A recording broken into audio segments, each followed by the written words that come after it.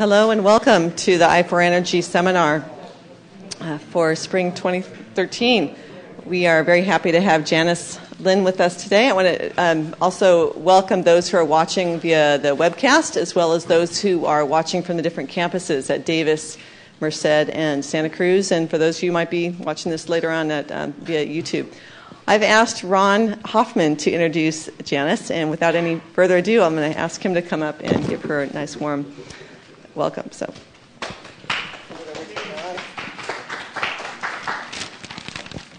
So, good afternoon, everybody. It's my real pleasure to introduce Janice, who I've known for over 15 years, and it's been a wonderful association over all of those years. I feel that Janice is both my friend and my colleague. Janice and I got to know each other back in the mid-'90s when Janice was working on a project in China for Generation Ventures, and so was I. And so from that day forth, I've had the joy of knowing Janice. Since that time, Janice has become a recognized thought leader in energy storage and renewables in the electricity sector. And I think today we are honored to have her here to get her thoughts on what's going on with respect to storage.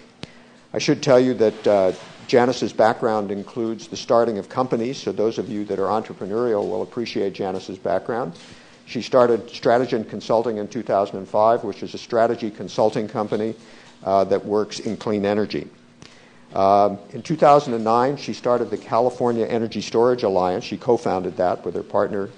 And CCSA, as it is known, I believe now has close to 40 members or something in that. How many? 60 members, you see. It's viral. Prior to Strategen, Janice got involved in the renewable sector about the turn of the century, and she worked for Powerlight and became the VP of Business Development there. Powerlight was eventually acquired by SunPower, and a lot of the things that Janice worked on have become recognized as pioneering in the early days of commercial solar. Janice has a BS from Wharton School at the University of Pennsylvania, and she also has an MBA from Stanford Graduate School. We won't hold that against her. Today, Janice will talk about how energy storage is transforming the electric power system. Please join me in welcoming her to UC. Thank you, Ron. Can you guys hear me? It's working. Good afternoon. I'd like to thank Therese and Carl, folks at Citrus and CIE for the opportunity to come and speak to all of you today, and the folks who are in the wider network. It's really a pleasure to do this, and I'm thrilled to be here. So I'm going to start with a story, but stay with me, okay? In 2006, you could not buy dental floss in China, anywhere. Beijing, Shanghai. How do I know this? Because I was on a business trip in China, and I forgot to bring my dental floss. And I looked, and I was a pretty junior analyst working with this venture capital firm. And what are you going to do? There's 5 days on this trip. I got to get some dental floss somewhere. Am I going to ask the partner? No. Bad idea.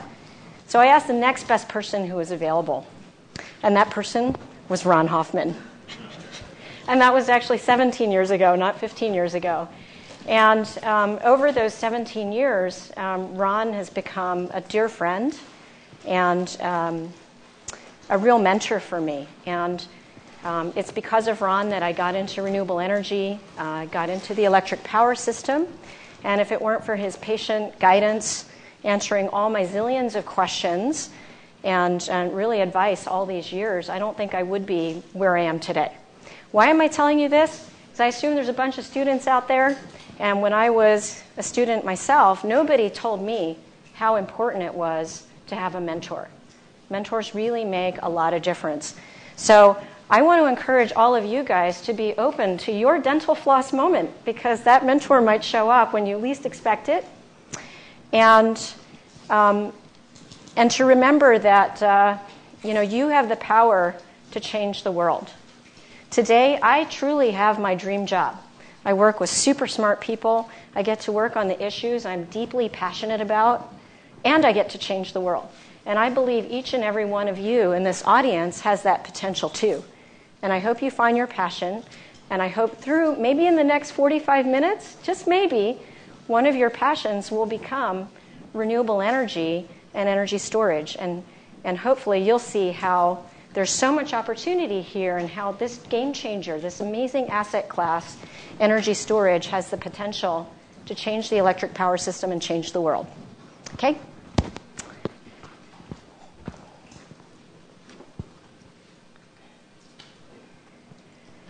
Okay, I thought this was an appropriate place to start. What we're talking about is underutilized assets. It's not a new idea. I mean, you guys probably know this better than me. Airbnb, car sharing, Zipcar, I mean, there's all these assets around that we can share. If an asset's not being utilized to its fullest extent, it's kind of a loss. It's a waste, right? And here the Economist is talking about the era we're getting into is the sharing economy. You can share everything. Your car, your truck, an extra room in the house. I even heard there's a startup that's now sharing kitchens where you can do, like, serve dinners for people through the internet. This is exactly what we have with the electric power system. We have this tremendous asset worth trillions of dollars. We spend in California alone probably $5 to $7 billion every year keeping this asset up to date and functioning. Yet, we only use it about half the time. Our average load factor is about 50-55%. What you see here is a chart that on the y-axis is our system load here in California. On the x-axis, these are the months of the year. And as you can see, the average load's about 55%. And this little peak, which happens maybe a few hours of the year, we are building our electric system generation, transmission, and distribution capacity to meet that point in time. Because electricity, unlike many other industries and many other assets, is an asset that needs to be used in real time. Supply must always equal demand. This, I would argue, represents huge opportunity. Another opportunity with optimizing that picture is improving the greenhouse gas emissions. So imagine if our electric power system was just purely fossil fuel units. The emissions profile of a combined cycle gas peaker, which is this blue line down here, is much less, these are CO2 emissions, tons per megawatt hour, than the brown line, which is the emissions from a peaker. A peaker is something that's used intermittently. It's only used a certain amount of the year. It's ramping up and down. It's less efficient. So imagine with energy storage, and here's the concept with energy storage, you can take energy from one period of time, say store it from this base load, much cleaner fossil fuel plant, to displace some of this stuff, this peaker generation. You will achieve a net savings. You'll achieve greater efficiency in the system overall and lower CO2 emissions. And the savings can be quite significant.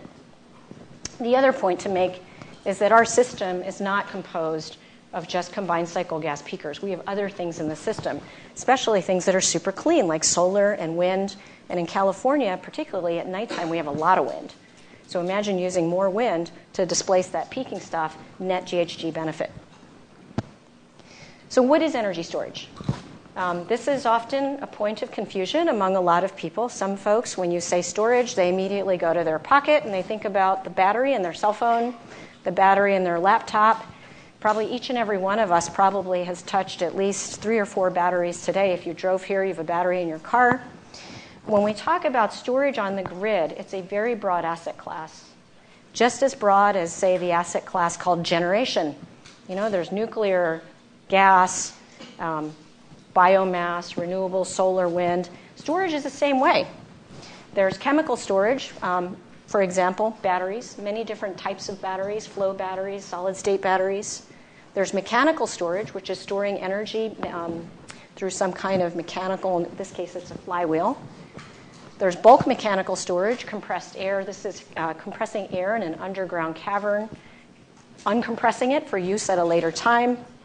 Thermal storage, which has been used for many, many, many, many years, dating back to the prairie times. There's ice, chilled water, and molten salt, which is often combined with concentrating solar power. And finally, bulk gravitational storage, which can be accomplished through pumped hydro, or more recently, there's some innovative technologies around using rocks and bringing rocks up a hill and bringing them back down a hill. So many, many different forms of storage. What's the beauty of storage is with that diversity, there's tremendous diversity in the solutions, tremendous diversity in the ability of these solutions to perform different services on the grid. And many types of energy storage are very modular. Modular meaning, think Legos, building blocks. Some are small, some are bigger. And these building blocks mean, the building blocks and the diversity means that energy storage can be deployed in many, many parts of our grid today. So it has broad electric power system applicability. And what you see here, this is a chart from EPRI, shows how storage can be put, use at the transmission level for ancillary services. For bulk storage, maybe shifting a lot of energy from one period to the next. Distributed storage sited at a substation. Commercial storage behind the meter at a commercial facility to help with power quality, reliability, peak shaving, possibly in a neighborhood as well. So there's many, many different applications. And with that, many different ways or business models of deploying storage on the grid. So one thing we often talk about with storage is this message to think about this asset class and what it can do, not in terms of unit cost, but really to look at the benefits that it can provide. And a simple comparison that everybody can understand, even if you're not a power system engineer, is that let's look at a 50 megawatt conventional gas peaker plant on the left and say a hypothetical 50 megawatt energy storage system on the right. The first thing to point out is that this 50 megawatt gas plant, which is typically the asset used today for peaking, spinning, reserve, and ancillary services, has a maximum range of 40 megawatts. So these are today's state-of-the-art gas peakers. This unit can go from 50 to 10 megawatts, reasonably well. This is what we're using to balance our grid. The energy storage device, on the other hand, this 50 megawatts represents 100 megawatts of range. Why? Because it can charge 50 megawatts and it can discharge 50 megawatts. That's 2.5 times the range of service that can be delivered. Another thing to think about with energy storage is certain types of storage are very fast, much faster, in fact, than that companion or status quo alternative called the natural gas peaker. What you see here is the AGC signal from, say, the system operator. I think this data is from CAISO. And this dotted green line is the signal that CAISO sends out to its fleet of gas peakers saying, give me some regulation, give me some frequency regulation. The red line is the response of the generator. You can see it's kind of slow, takes a while to ramp up, and the net effect is it doesn't do the job quite that well. So the system ends up needing to overcompensate. It either buys too much or not enough, and it's constantly going back and forth. On the other hand, and this example on the right could be a fast battery, it could be a flywheel. The beauty of this is you look at this system, this signal, this dotted green line, and you can't even see the red line because it matches it so perfectly. Storage systems can respond within cycles, can be exact. That's a lot more effective. And we'll go into why and what the benefits are in a minute.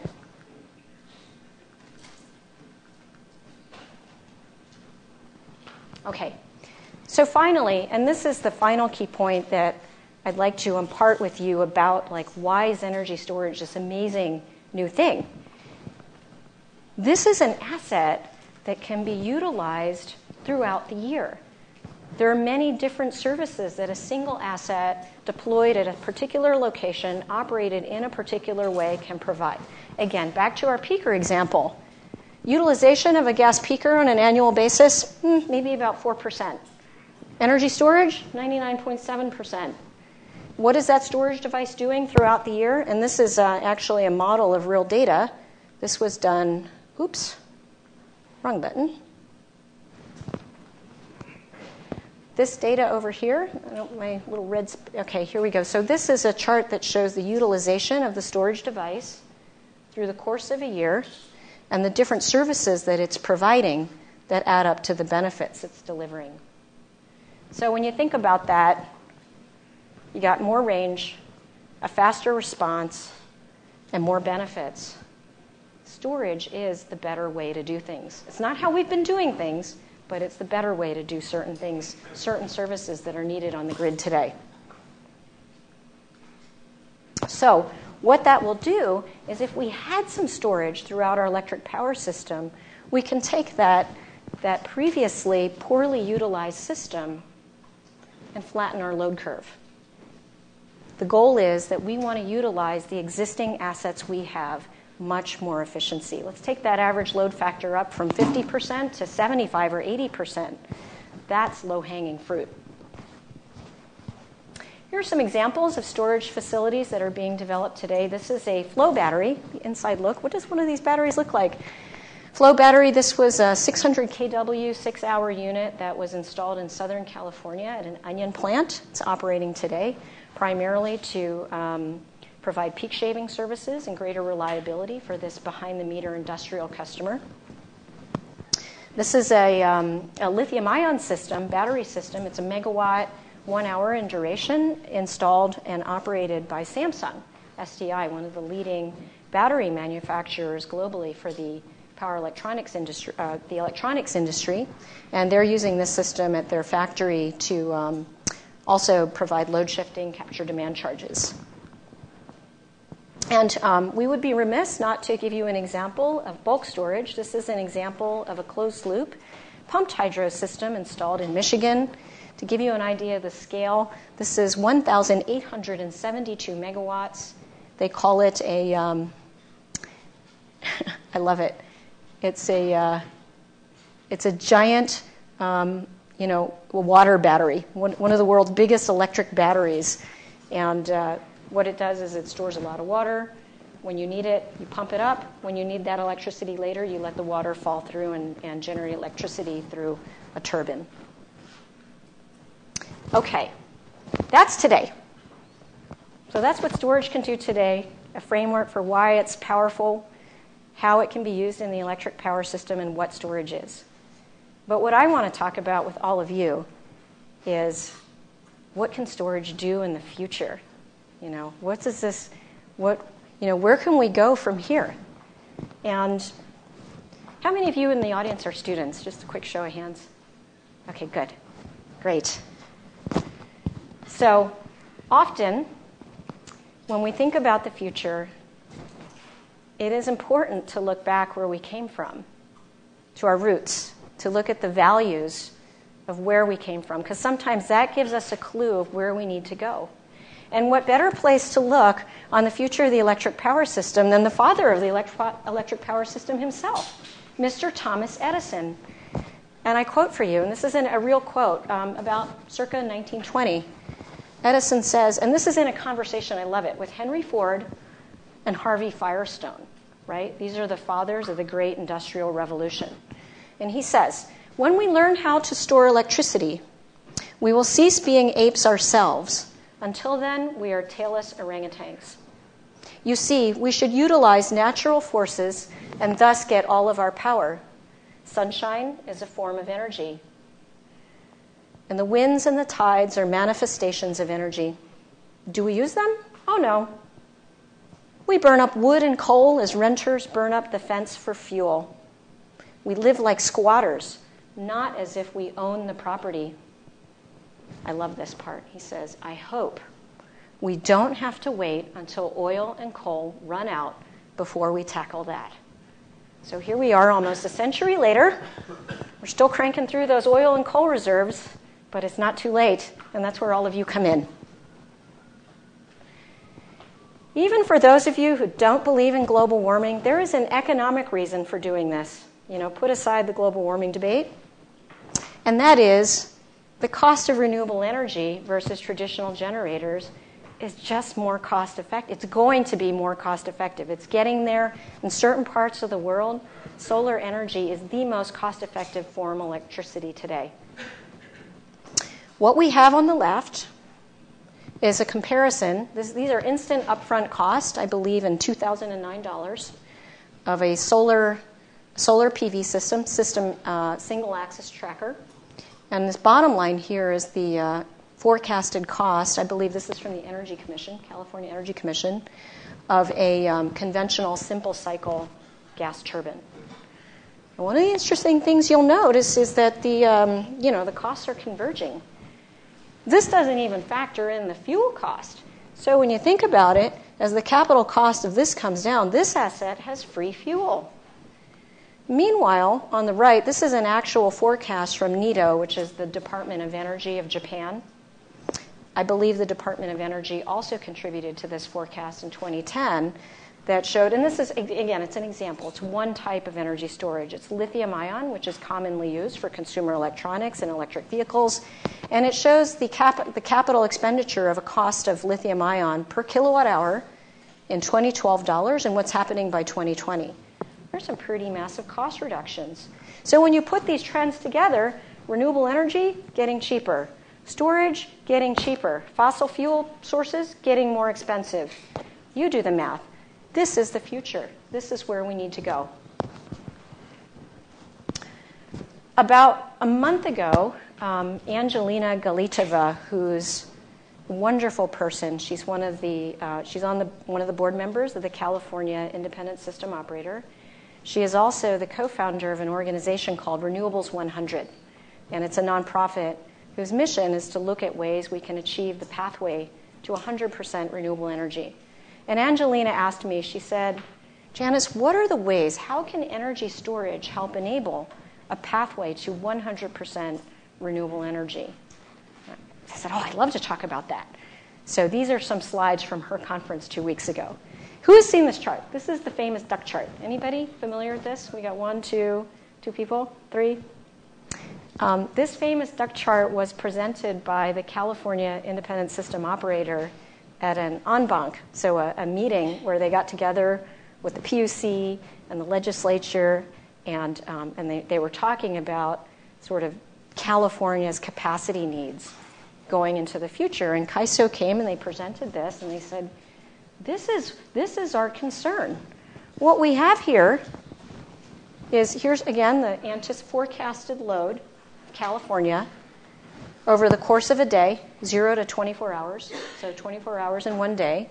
And what this is a forecast of the net load starting with 2012, and these subsequent lines in color show the forecast through to 2020. And this is what they say is a typical March day at hourly resolution. And what CAISO presented at this conference was that our net load shape is changing dramatically here in California. And flexibility is needed sooner than later, maybe as soon as 2015. And the reason the duck's crying here is because CAISO, who has to balance the grid, has to deal with this tremendous ramp and this potential issue of overgeneration. Now, as a renewable advocate, we love the fact that this looks like a duck, because what this big duck belly means here is that that's a lot of solar generation and renewable generation that's happening in the middle of the day. That's good. That's where we want to go. But the reason it's crying is it creates kind of a challenge for the systems operator. So how can energy storage help California achieve this vision and go even beyond that? Well, the first thing it can do, energy storage deployed throughout the grid can provide a load, can provide a place for all that extra renewable generation to go in the middle of the day. You know what we like to say? We say storage can put that duck on a diet, can trim his belly, whoop, move it right up, take that renewable generation and shift it, move it to when you still need it, when there's still a system peak.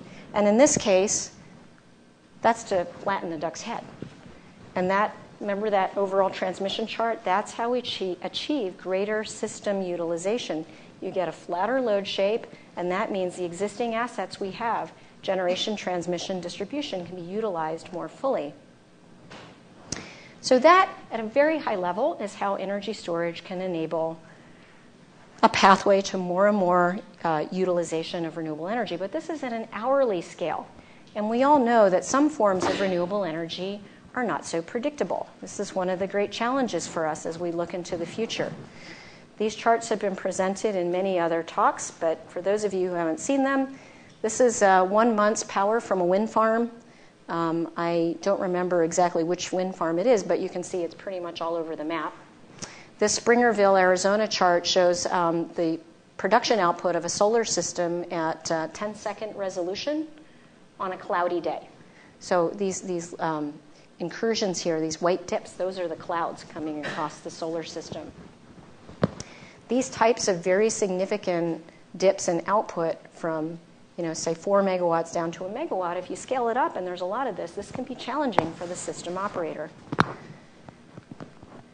So what happens is, that smooth line that you saw at an hourly resolution, when you look at it sub-hourly or minute by minute or second to second, can be, actually not that smooth. And these sort of minute-to-minute fluctuations, remember our fast response chart? This is something that storage is really, really good at. So here it is again. I like it so much, I'm going to show it to you one more time. And, those issues, those, ramping and sort of minute-to-minute balancing issues, would you rather have this resource achieving that or that one? I say the one on the right is the better way to go. And here's an example. So it's not just talk, it's not just an idea. About, I want to say a month ago, a 36-megawatt battery was commissioned at a wind farm in Texas at a place called No Trees. It's called No Trees because there really aren't any trees. And this particular battery system is providing renewables capacity firming, that frequency regulation service that you saw. And it's a really great project that we should be celebrating. This is not the only one. There's projects of this size and scope being implemented and deployed all over the world. I think a couple months before that, there was a couple of these installed in Chile, South America. So, what have we learned so far? One, that energy storage can drastically improve grid efficiency, improve existing asset utilization, and reduce GHG emissions. Two, we've learned that energy storage can provide multiple benefit streams from a single asset, much more so than its status quo fossil fuel counterparts. And three, we've learned that energy storage can be instrumental in helping to integrate renewable energy and help us achieve a pathway to greater and greater renewable adoption. So what's the problem? Why, if it's so great, isn't there more energy storage installed on the grid today? Why? Think about it. Well, for starters, I want to say there is some. That's the good news. Some. And that's why the sum is in italics here. We have about, I'll say anywhere from 140 to 150 gigawatts of storage throughout the world. And by the way, that does not include energy storage used for UPS and emergency backup applications. We estimate globally that's probably about 60 to 65 gigawatts, mostly lead acid. And think about that. I mean, that's a fleet of assets that's just laying around waiting for a power quality event. Remember that thing about multiple benefit streams? Maybe there's a way we can convert that fleet into doing something more than just a reliability once-in-a-while thing. But bottom line is, there is a lot of storage. Most of it's pumped hydro. That's been used for a long, long time. But more recently, there is what we're calling this non-pumped hydro or advanced energy storage slice that is growing and growing. And that is the subject that I want to now turn to. So, getting back to the question of why. I think to answer this question why, we need to start looking at how the electric power sector is governed. And one curious thing about the electric power sector is, it's been around for a very, very long time, and it's governed in silos. The familiar generation, transmission, distribution, and load. Within each of these silos, the rules are formed, and decisions in these silos determine how resources are compensated. Now, when you take a step back and you look at that, you say, wow, that's kind of cool. And there's all these jurisdictions, there's FERC and the different state level policies. I don't want to go into that. But at the simplest level, there's these 4 silos. And the question is, where does storage fit? And it's sort of a rhetorical question. And and when you think about it, it's the asset class's greatest asset, it's its greatest strength, but it is also its greatest liability. Because we're flexible, storage can serve as generation, it can be transmission, it can be distribution, it can even be load. Remember how it can provide a sink for that duck belly? Well, the problem is, it does fit everywhere. And because it fits everywhere, it doesn't have a home. And within each of these silos, there's proceedings, there's activities underway, and everybody agrees that storage could be an interesting thing, but it's not in their top 50 things that they look at. So what you focus on is what you get. And until we started CCSA in January of 2009, there was no organized regulatory activity for energy storage on the grid anywhere in the planet. 2009, think about that. So, my point is regulatory intervention is necessary to allow fair compensation mechanisms for storage as a new asset class in the electric power system. Fortunately, grassroots change is underway. We started CCSA in January of 2009, and since then, a number of new regional storage advocacy groups have been formed. The most recent, which is Ontario Energy Storage Alliance. They don't even have a logo yet, but they're going strong. We have, first it was CCSA, then TISA for Texas, then CNISA, China. After China, then we had a European association, and then the Electricity Storage Association started a national effort to focus on federal issues. Germany was for India, and then Germany were formed soon thereafter. So this kind of change, this grassroots change is underway, and there's talk of another one starting in Hawaii. Yesterday I was talking to somebody about doing one in Japan. This is a movement that's happening all over the world, and this is the start of the change. It happens when people like me or you get interested, get involved, and start making a difference. For CCSA, we started this in January of 2009. It was actually at the suggestion of the Public Utilities Commission. We were involved in some regulatory activity on behalf of some of our storage clients, and somebody at the PUC asked Don Liddell, my co-founder, and I if we would consider starting an advocacy group for storage because it was getting kind of relevant and interesting in a number of areas, and they didn't want to talk to 50 different companies. So we started CCSA in 2009 with one member company, and we're now, as Ron said, up to close to 60. CCSA represents every form of grid storage here in California, all the different subclasses. But what's interesting is our membership also includes some very, very successful renewable energy developers, firms like, let's see here, NextEra, where are they? Well, can't find them here, but NextEra Energy, Res Americas, very large wind and solar developers, electrical contractors. What we're trying to do, our mission is to make energy storage a mainstream resource to accelerate the adoption of renewable energy and create a more affordable, cleaner, and reliable electric power system in California. And we're building the coalition and the ecosystem to make that happen. So I'm going to go through in the next series of slides just a quick overview of what's happening on the policy front that's enabling this change.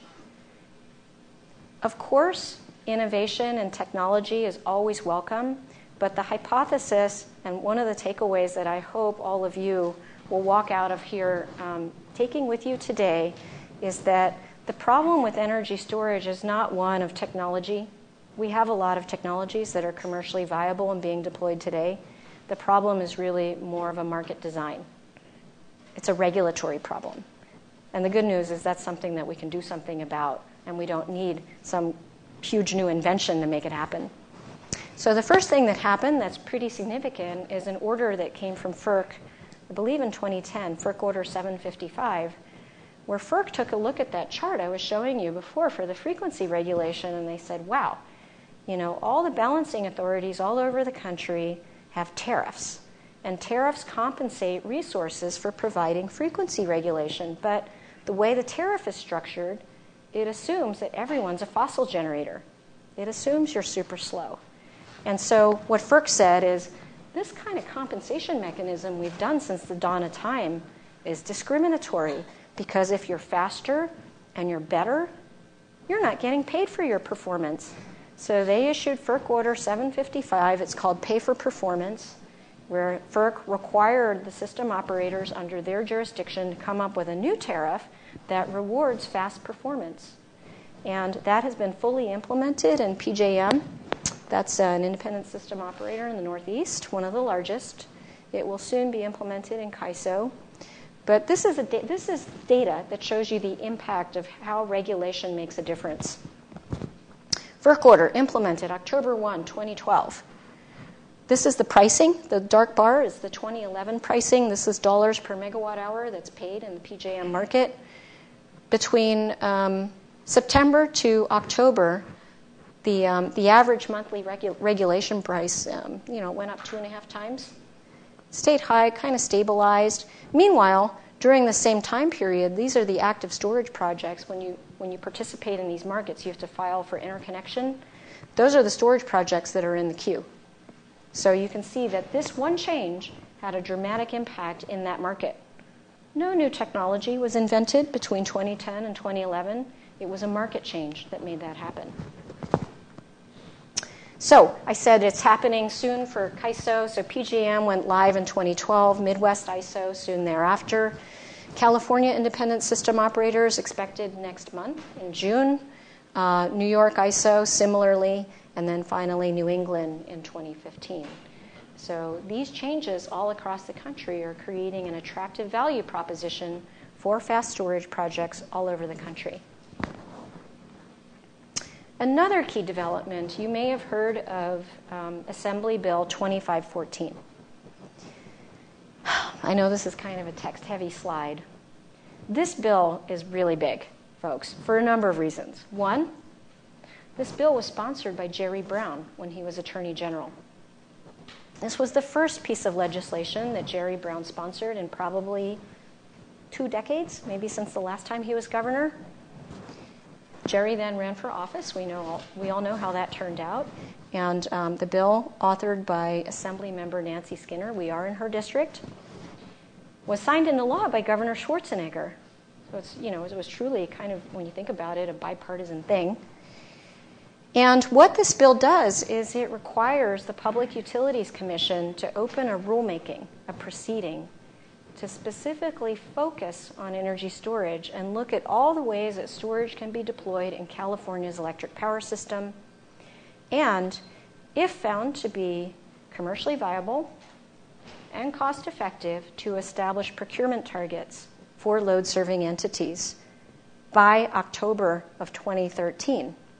And those procurement targets should be for 2015 and 2020, and for the publicly owned utilities, that would be 2016 and 2021. So it was a pretty massive, all-encompassing bill squarely focused on storage, the first of its kind anywhere in the world. We had the privilege of supporting and helping the Attorney General during this time to see this bill successfully enacted. And now we're deeply engaged with multiple stakeholders at the Public Utilities Commission, all the utilities and other interested stakeholders in a successful outcome with this bill. What this bill does is it gives us that focus we need on storage. Storage, when it used to be priority number 49 in the smart grid rulemaking, now has a home where it's priority number 1. And we're making great progress. So one of the things I'd like to share with you from the massive body of work that's coming out of the implementation of this bill is preliminary results on cost effectiveness. Remember earlier we talked about how storage has this amazing ability to perform multiple services from the same assets? Well, the first application we looked at, and I say we, meaning CCSA, PUC, and the utilities in close coordination with EPRI, was this application called peaker substitution, or a bulk application. How do we use peaker, and how do we use storage in lieu of that peaker that we looked at before?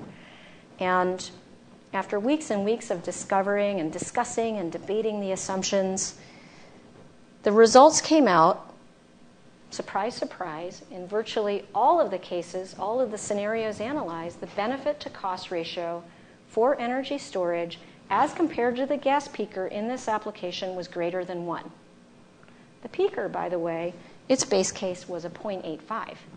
That means, translated, in virtually all the scenarios for this preliminary analysis, storage is more cost effective than what we do today as our status quo, knee-jerk, this is what we do day in, day out. This, I would argue, is huge. Nowhere on the planet has this happened where we had a systematic approach to looking at how storage is used, what the benefits are, and how it compares to a fossil fuel alternative. And that with this first look, we are finding that storage is more cost effective. So this work being done today, though it's California focused, will have reverberations and impacts throughout the world, anywhere we have a developed grid. Oh, and the important thing to mention is this analysis didn't even factor in the GHG benefits. So if anything, it's conservative. I think in part because of the exciting findings coming out of this, Commissioner Peterman, who's the PUC commissioner in charge of this rulemaking, has announced that within the coming weeks, she will be issuing a proposal on procurement targets pursuant to this bill.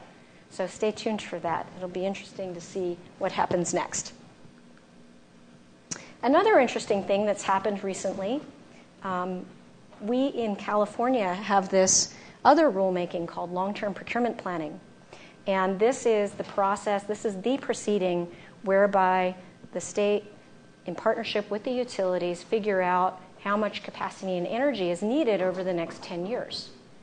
And in the recent decision under Phase 1, where they were looking at Southern California, the Public Utilities Commission, Commissioner Florio, who's in charge of this proceeding, came out with a decision, a final decision, might I add, that requires Southern California Edison to procure at least 50 megawatts of energy storage in the LA basin for local capacity and reliability.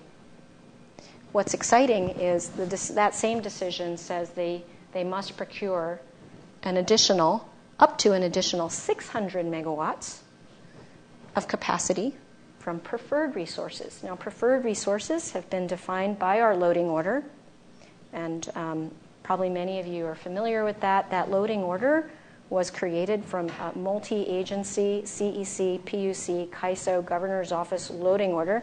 At the time, CCSA didn't exist, storage wasn't on the landscape, so storage isn't in the loading order. So because the definition of preferred resources at that time did not include energy storage, the decision went on to say the 600 megawatts has to be preferred resource, including energy storage. That is significant. So our view on the loading order is that it is what it is, but when you think about it, storage should be at every place of the loading order. Storage can be used in conjunction with distributed generation, with renewable energy, with demand response. So everywhere that different resources show up in that preference, in that loading order preference, when storage is used for that purpose, it should be in there too. And this decision enforces that. Finally, Governor Brown, some of you may have heard, has an executive order out there seeking to accomplish 1.5 million EVs by 2025. So 1 million by 2020 and 1.5 million by 2025. I've been told by utility colleagues, folks much smarter than me, that each EV, when plugged in, can represent as much as the load of an additional house. And when you plug in that many new electric consuming vehicles, you can imagine there's some challenges associated with that. When you charge, how quickly you charge. Energy storage, stationary energy storage, of course there's energy storage in the cars, but stationary energy storage can be used to help mitigate and manage some of the impacts of all those new EVs plugging into the grid. So that's my recap about what's happening on the policy front, which, as we said before, is the barrier to more adoption. And now I want to get to my most favorite part of my presentation, which is, what does this mean for all of you? Where are the opportunities? So what does the future look like? Energy storage is transforming our electric power system. What you're seeing here is a screenshot of the DOE International Energy Storage Database. It's a new, freely accessible public database of energy storage projects deployed around the world. Currently, it has approximately 200 systems in there. It's gaining steam, and you can see they're all over the globe. We've been working on this project in partnership with Sandia and Department of Energy for the last year or so. So I encourage all of you to go check it out. You can find projects, you can look at them by technology, by application, you can see pictures of them. This database also has a companion part which itemizes policies that are in effect in the United States. So, not only is this happening as a trend around the world, but energy storage is not only impacting the electric power system. This is an interesting time in history. Doesn't happen too often where you have one asset class that's at the epicenter of massive change affecting many, many industries, titans, and it's in the middle. You know, we're talking about the grid. We're talking about change off-grid. I mean, this was mostly a developed country-centric presentation, but we could have a similar one-hour presentation just how energy storage is enabling the rural electrification. Consumer electronics. I mean, where would we be without batteries? Your cell phone, your iPads, your computers. Transportation, and now that the transportation sector is getting electrified. Renewable energy, demand-side management. Energy storage is in the middle. And when you see such tectonic changes happening in so many very big industries, it's not too much of a leap to realize that there's going to be huge opportunity for all of you startup entrepreneur types and students. I hope you will consider this. So the first opportunity clearly is in what is an energy storage system? How does an energy storage system get delivered onto the grid? And there's several components. You know, on the equipment side, there's the storage device itself. There's power electronics, controls. You've got to package it. There's some grid periphery, transformers, and other equipment to plug it in. There's another piece of an energy storage system, which is what we call controls and profit optimization. So this is the brains. How do you operate it? Do you discharge now or do you discharge later? What information do you take in to make smart decisions? There are so many cool startups that are emerging just on that alone. And as you can imagine, interesting new business models to go along with it. And finally, there's plenty of services. Project development, sales, financing, engineering, procurement, construction. Our prediction is that traditional renewable energy industries, solar, wind, are now going to turn their attention not only from doing renewable energy, but all those skills that are necessary in renewable energy can now be applied to an addition, energy storage, as part of the offering that they provide. And then finally, there's tremendous opportunities in grid deployment and system-wide integration. So we can look at a storage system in isolation or its role in the grid overall. And there, I would say there's huge opportunity in policy. You know, folks, if you're interested, come on down the street. We'd love to get some helpers because there's a lot of work that needs to be done there. Lots of policy development when you think about all those applications that storage touches. Grid integration from a utility standpoint. You know, what are the physical interconnection and protection protocols when you're putting an asset on the grid that can charge and discharge? Power system modeling. What is going to be the impact to the distribution and transmission systems from having this kind of resource available, especially one that's controllable? We just don't know. And finally, you know, what are the communication and control systems and protocols that are needed to manage this amazing new asset class, this new capability? What are the contractual obligations, the security obligations? What are those algorithms that we need at a system level to really optimize these different resources? So regardless of your background, whether you're coming from economics, engineering, system, whatever, there's something here for everybody. And finally, in our short time together, we can only maybe touch the surface. This is such a rich, dynamic, and very complicated field. So if you'd like to learn more, come to Energy Storage North America. This is going to be the first conference and expo held here in San Jose this September to focus exclusively on how energy storage can be applied to the grid, across transmission, distribution, and the electrification of transportation. What are the applications? What are the business models? Who are the movers and shakers that are going to make this happen? So there's more information at ESEA Expo. I also brought some flyers in the back if you want to grab one of those. And we've already lined up a great section of speakers and sponsors and supporting partners. So it should be a great event, and it's so close to home. So finally, in summary, just want to recap what some of our key takeaways are today. 1, energy storage is not a new technology class.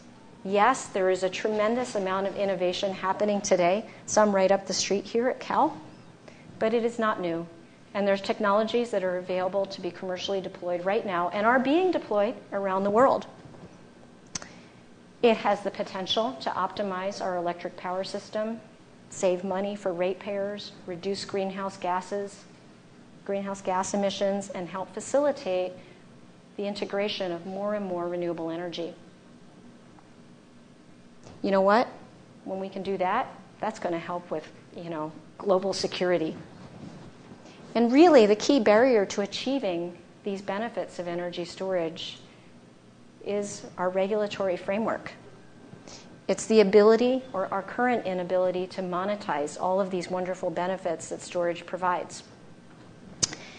So, we need your help. Regulatory intervention is the way to go and to have a lot of near-term impact. So I challenge all of you, remember, policy matters, learn the issues, get involved, and change the world. Thank you.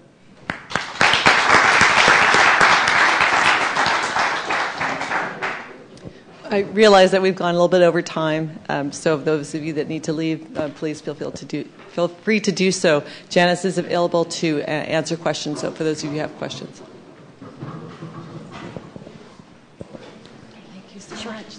Okay, go ahead. The first one. Hi. Yes. I had a question about your cost-effectiveness studies that you showed for Sure. the storage versus the peaking plants. Mm-hmm. Is that in light of the new regulatory changes in the pay for performance, or was that before that?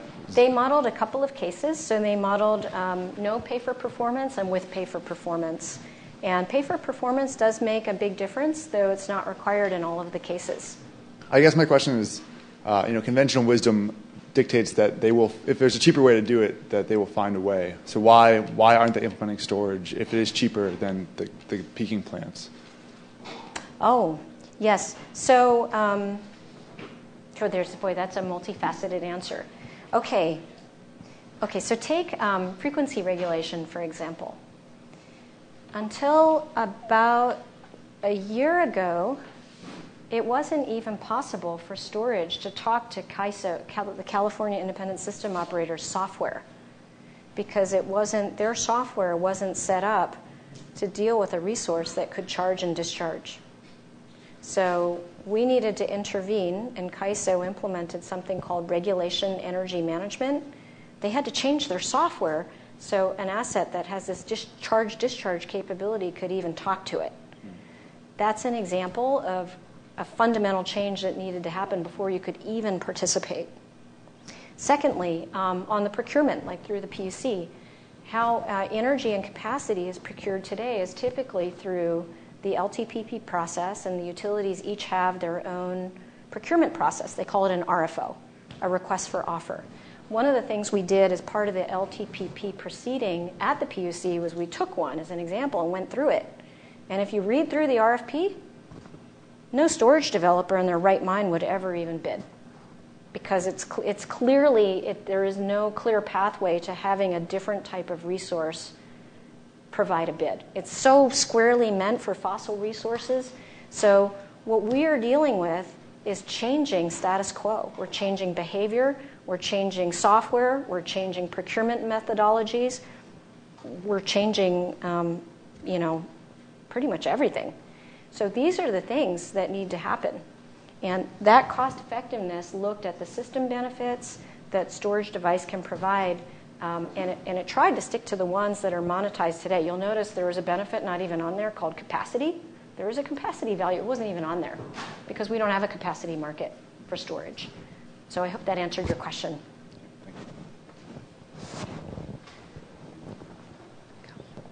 Hi.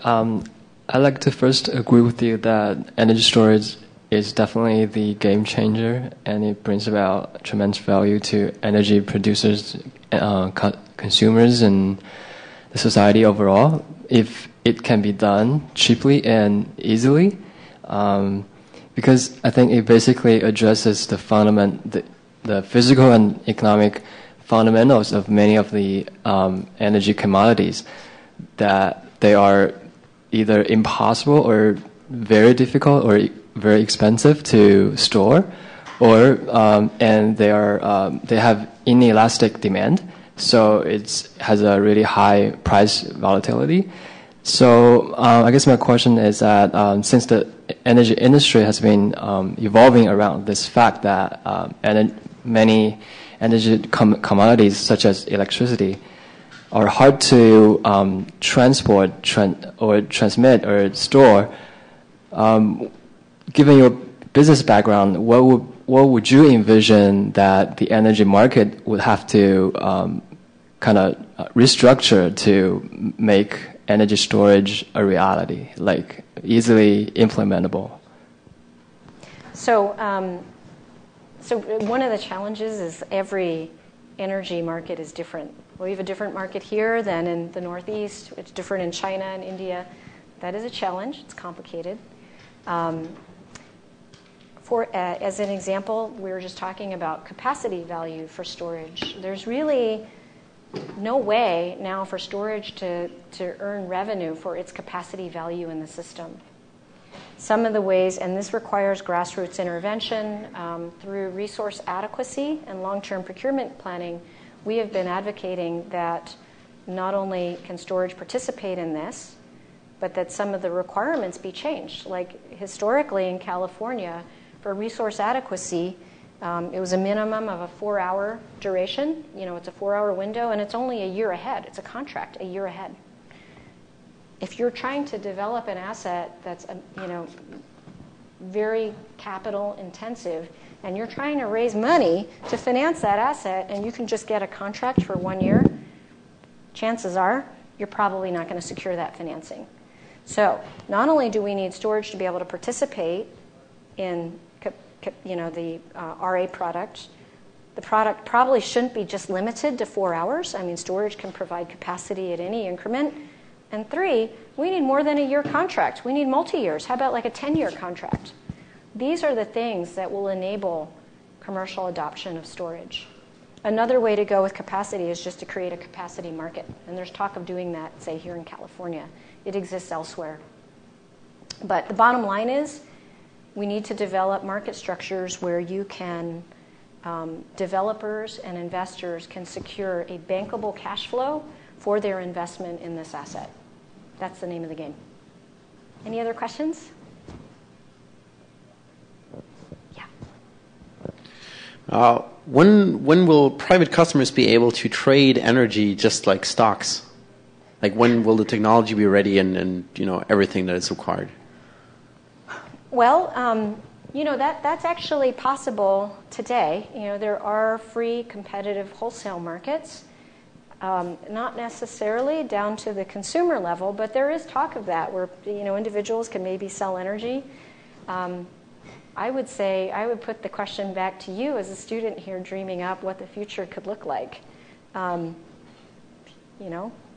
But it's an interesting idea, and maybe another way to achieve the same result. And in some ways, distributed generation is enabling this, right? Because as a consumer, what are your choices today? You buy electricity from your local utility. In certain markets, you have a choice of utilities. Here in California, we do not. Another alternative is potentially generate your own power. Another alternative is generate your own power with energy storage. So now you can add an additional dimension of reliability. So there are choices, and I do believe that as we make progress, that it will fundamentally change the competitive landscape for how people, where and how they procure their energy and energy reliability needs.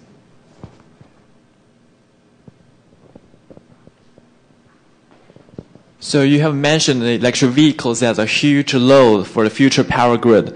So do you have any vision to make it also as resources as energy storage in the future? Because sometimes the electric vehicles can feed power back to the grid. Oh, yes. So they call that, is your question about V2G? Can these electric vehicles provide services to the grid? In fact, there's some very successful demonstrations for that happening right now. I believe there's one with Energy and EV Grid and University of Delaware, where electric vehicles are actually providing frequency regulation services into the PJM marketplace and getting paid.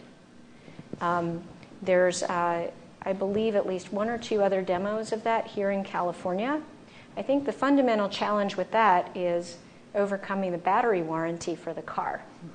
But I can tell you, as the car industry and the OEMs become more involved in the electric power sector, who knows what could happen? I mean, right now there's this range anxiety issue and making sure the battery works, but this is an example where we may see tectonic shifts. Like, could it be that a car manufacturer is going to come in because they're going to be in touch with their energy storage system in that car? Could it be possible that a car manufacturer could retain ownership of that battery, use it for other services, interact with you as a consumer to let you use that for transportation, but maybe when that battery is not being used to power your car, use it for other things? I can see how that could happen. Absolutely. We're going to cover that in Energy Storage North America. Any final questions? Maybe one more? Okay, let's give Janice a Okay. final Thank you. applause. Thank you.